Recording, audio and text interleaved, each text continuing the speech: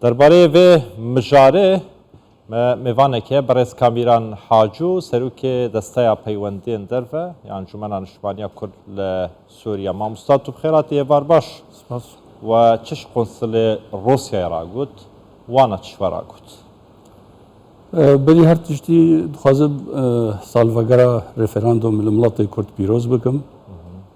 براستی بریاره که دیروکی بو و دست کفتیه که دیروکیه و مهیوی هیا اف ببه بنگه هاکش بوی سرخوبون و ازادیا کرد و کردستان بله تشتی ایرو ما بحث کری یک جه بگشتی روشا سوریا بو یادی بتایبتی روشا کردستان سوریا بو روشا کردال لسوریا بگشتی بتایبتی جی او مثلا تشتی السويدا تکرن سرهلدانا گل سويدا تکرن دیرا زوره بویرن گوبونا نورمالیزه کرنا تێکیلیان برێژیما سووریا ڕێژ عالیە وڵاتێن عەرەبیوە ڕەوشە ئەنجومەنێ vê dawiyê da ev mesela hatine behskirin di mesela Swêda dan baş rawestan ji ber ku berjewendîka miletê Kurd de heye çi berjewendiya miletê Kurd di Swêda de heye taybetiyê wê bêjin em ê hêne ser yadî jî taybetiyeke wê giring heye ew jî ew e ku cara pêşiya li herêmeke gotê hesabkirin li ser rejîmê serhildanek çêdibe ew jî piştî 10 sala 11 sala ji bûyerên ku dest pêkirin 2011 da ev taybetiyeke ku ji xelkê wê bixwe li hember dirabin û doza weke têkçûna rejîmê dikirin taybetiya dî ya giring ya bi nisbetma Kurda ew e ku cara pêşiya herêmeke dî ji derîveyî Kurda encûmenê her behsa federalîzmê kiriye cara pêşiya herêmeke dî doza rengek otonomî dike ala xwe dihilde carê her alama gotnema cudaxwaziya tiştê Kurd dixwazin cudaxwaziya lê wextê gava herêmeke dî û Ereb vê ew ê dikin bi nisbetma tiştekî gelekî giring e rolê Rusyayê yani ji bo we zelal e di çareserkirina krîza Sûriyeyê de taybet derbarê pirsa Kurd li Sûriya Rojavayê Kurdistanê rolê Rusyayê çi ye yani zelal bûye wêneke li hemberî we niha rewş ne zelala gelekî aloza ne rewşa Rusya ne Amerîkana piştî Ukrayna gelek tişt tevliyav bûn carê hinekî zelaltir bû bi rastî heta Rusya di wextê xwe da destûrek daxiste meydanê ew destûr hema meselê federalî û tiştê wilo têda hebûn niha Rusya hinekî bêhtir ji ber ketiye vê rewşa Ukrayna da êdî ew meselê dî jê re bûna tiştekî bêhtir weke wê sanewî kare bêje yanî ne esasî ne lê ser wê de jî Rusya her dîtineke me bi Rusya re divê Rusya bi nisbet pêkhatiyên di Sûriya de taybet Kurd piştgiriya xwe nîşan dide weke çi yani çi cure piştgiriyekê piştgiriyeka serxwebûnê nîşan didin piştgiriyeka tevlîhebûn digel rejimê pêşan çi pêşan didin nexêr yani mesela serxwebûn hewla nîne yani maksimum tiştê wextekî wana ew kir rengek ji rengê federalîzmê bû ev ku niha behs dikin mafê Kurda di aliyê ziman da di aliyê hebûnê da yani sibehî destûrek werê çêkirin cenabê Kurd piştguh bibin va meseleyê wilo da piştgiriya xwe bi awayekî nîşan dide lê tiştekî taybet ji bo wî Kurda di herêmê da wê nadihêlê bi hêviya ka Sûrî xwe bi xwe çilo levdû bikin ka kameran çûna we ji bo qunsilxaneyê cem qunsil yek li ser daxwaziya we bû yan wana hên daxwazkirbûn ya duyê jî qunsil yani tiştekî fermî pêra hebû ya siyaseta derveya Rusyayê yan tinê şêwir bû rawêj bû were rastî we em daxwaz kirin yani ev ne cara pêşiye jî gelek cara jî têkiliyê me bu are jî baş in lê bêhtir weka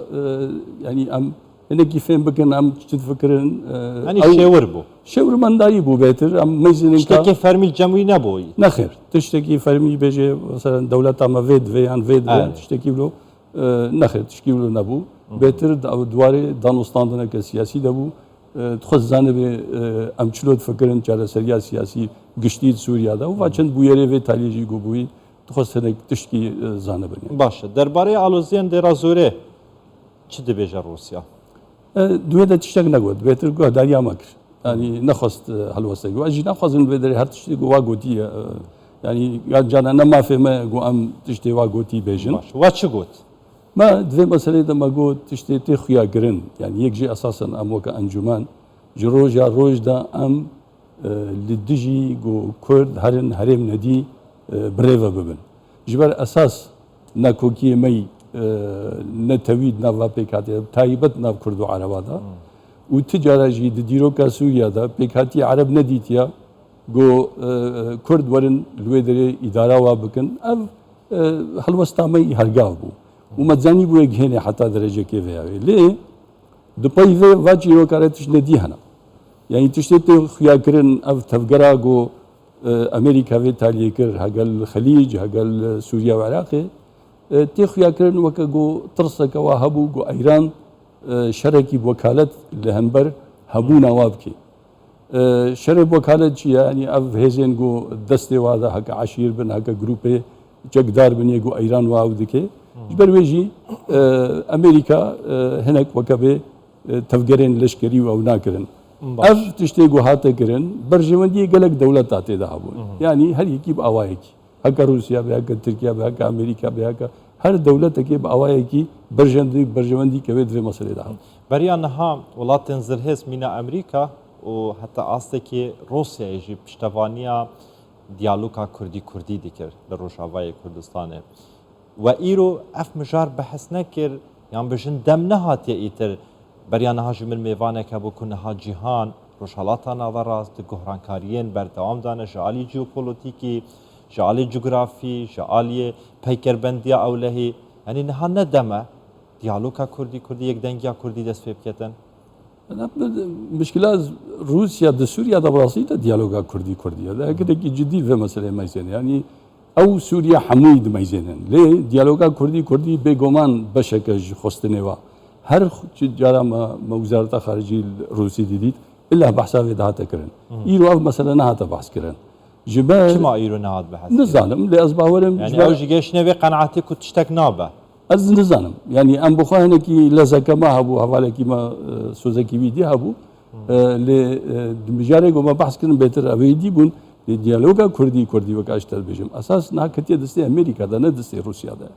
يعني يجو في مسألة مشينة يعني نام مشينة أمريكا دوين ببرسن أمريكا جمانا مشينة أمريكا جو وقت إدارة بايدن هاتي حتى وكايرو يكرو نشتن ويك فشار جينال مو نال رخيدي ونال تكسي بويا جبوي خاطري أو ديالوج باش ما وصل بس أجر هين دست بيبكن هين دست بيش خربن وكان جمانيا اجتماعية كل سوريا دست بيش خريب كان فأفولاته رجري جوانا كان يعني نها ندم هاتيا يتر ديالوجا كردي دست بيبكن يعني افكيشن سياسي ينجواكي چوزانم ين حزبي بدن عاليه كي تر استن نتواي اجتماعي جسري دابنه نها وك تفكر وك جو مشكله نامن يعني وقت جو ديالوج ما دس بيكر بنهتك باكم چونه ده حتى وك ايروجي انجمن يك روجي نگوتيا از ديالوج ناوم يك جي يگو سرپرشتيت كر دولت امريكا يك بيد حسيگو دور دا سستايت كي يا دو طرفي دي خيا جرى نبي يستقود ديالوج ابي انا خو بالنسبه ما وكا انجمن روكب تاني يجي ما نقول يبر ديالوج نبي ونام من يجو مي كاربن في مسألة ام نكارن وابزوري بين تزاني ايرو هيزن قول سر عرضي بهتر وكا اوك جواره هيا وهيزي چقدارن يعني هيزي چقدارن يجو ايرو تاخذن يجو ايرو تشتادكن جبروينا بالنسبة ما أمريكا قاري في تجتهاد لا أمن كارم سپاس اگر كرتي برسوا من بداي آينده مستقبل روشاواي كردستان الزلالة نخير نزلالة بس اگر حالو هاري وكم بري كلي كي قلت لسويدا جي هناك تفقري فيرنجي ببن وخياب كي جو ايدي براستي برسا كردي برو بلكي سوهيكي باشتر هاري هاگر لهف كرنا كناف نتويد في مسألة هذا أو جي حتى ناف راسي خيانة كي مخابر تهف كرنين نف نتويدا كرد وجارك هذا ببا قرباني عنا از بهرناك لا ممكنه برو فاجي بينا gelek spas beres kameran hacû serokê desta peywendiyên derve yan Encûmena Niştimaniya Kul